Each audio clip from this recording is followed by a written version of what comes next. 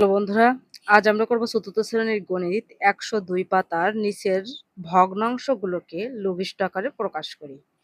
তো এখানে দেখো কিছু ১২টি ভগ্নাংশ আছে, এগুলো আমরা খাতায় লিখে লঘিষ্ঠ আকারে প্রকাশ করব। তো বন্ধুরা দেখো, আমরা এখানে ৩টে অঙ্ক পাতিয়ে নিয়েছি। এখানে উপরে আছে কত ৬ আর নিচে আছে কত ১২।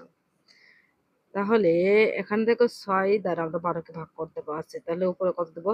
৬ কে ৬ আর নিচে আছে ৬ দুগুণা ১২। তাহলে এখানে হবে, উপরে হবে ১ আর নিচে হবে ২।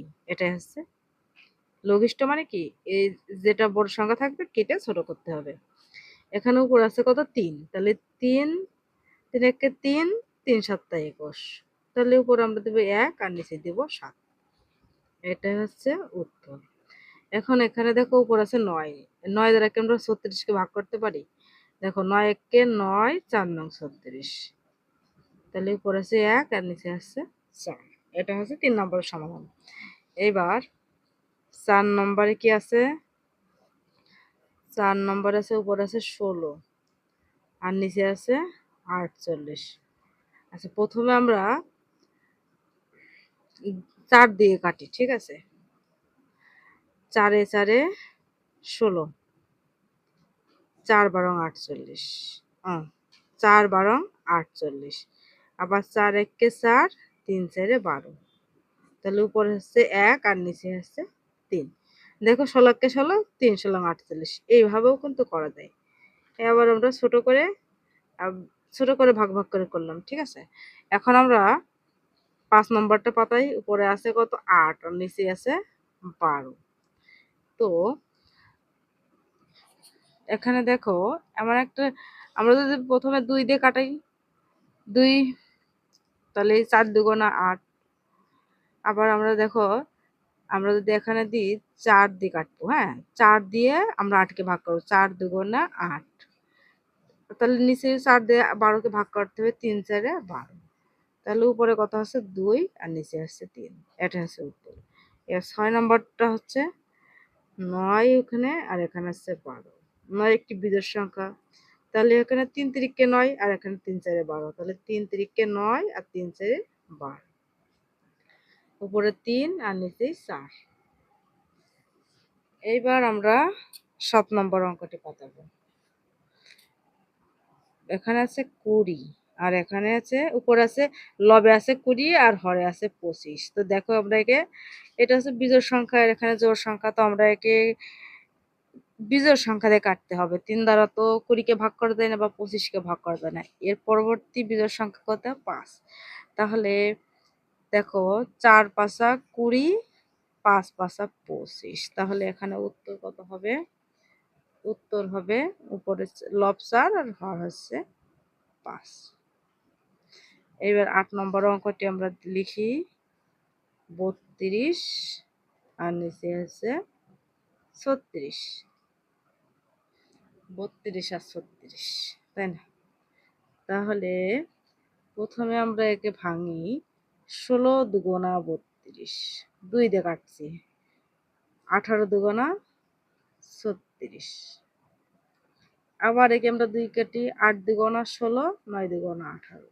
তাহলে উপরে হচ্ছে কত ৮ আর নিচেই ৯, আর কাটাকাটি করা যাচ্ছে না। এইবার ৯ নম্বর অঙ্কটি আমরা পাতিয়ে নিয়েছি। ৯ নম্বরের উপরে আছে ১৮ আর নিচে আছে ৩০।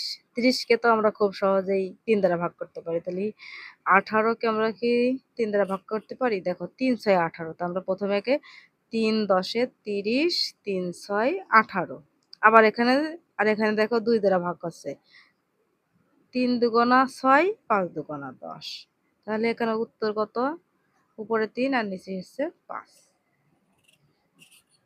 ৯। এবার হচ্ছে ১০ নম্বর অঙ্কটি আমরা দেখি।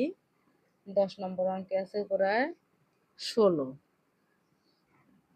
আর নিচে হচ্ছে ২৮। আমরা এখানে একটু নিচেই লিখে নিই।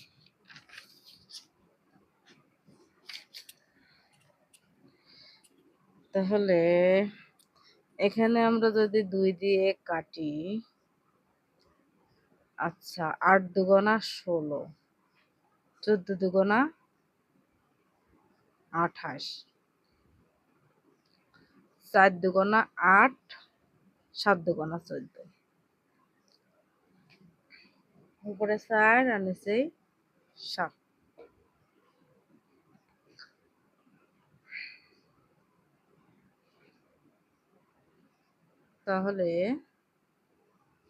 তাহলে উভয়ের সাথে কত গুণ করা হলো? 4, 4 4 16, 4 7 28, তাই না? এখন আমরা করব 11 নম্বর অঙ্কটি। 11 নম্বর অঙ্কে আছে উপরে হচ্ছে 28 আর নিচে 49। এবার এমন একটি সংখ্যা নিতে হবে যেটাকে 28 দ্বারাও 28 যে সংখ্যা দ্বারা আমরা 28 কে ভাগ করতে পারবো 49। 7 4 7 28, 7 7 49। তাহলে উপরে 4 লব 4 হর হলো 7। এবার 12 নম্বর অঙ্কটি 24, উপরে আছে 24 আর নিচে 40।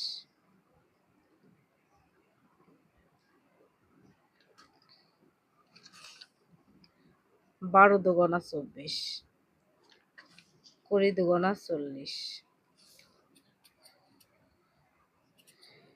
এবার 6 দুগুণা 12, 10 দুগুণা 20, 3 দুগুণা 6, 5 দুগুণা 10। উপরে আসলো কত? 3 আর নিচে আসলো 5। আমরা সোজা কেটে দিতে পারতাম। 3 8 24, 5 8 40। তাহলে উপরে 3 আর নিচেই 5। তো বন্ধুরা, এই ছিল আজকের ভিডিও। ভিডিওটা ভালো লাগলে অবশ্যই লাইক কমেন্ট শেয়ার করো। ধন্যবাদ সবাইকে।